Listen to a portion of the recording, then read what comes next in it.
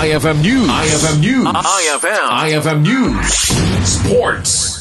Maysa Laengen nga dang daw ma-qualify ti Gilas Pilipinas Women Under-18 iti Fiba Under-18 Women's Asia Cup kalpasan at pinulbos dati Thailand 86-48 iti Fiba qualifiers iti Laeng kalmaan jay STI West Negros University Bacolod City.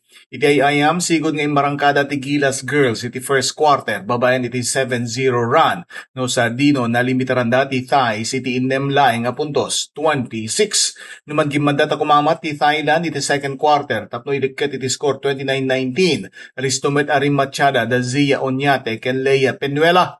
Ilimpas met ni Sofia Dignadice iti first half babayan iti Maysa at 3 tapno yadayo pa iti bentahe iti score 42-24. Limumbu pa iti lamang iti Gilas kalpasanan ng rukat iti 25-9 plus adimanon iti 41 points alamang dagitoy.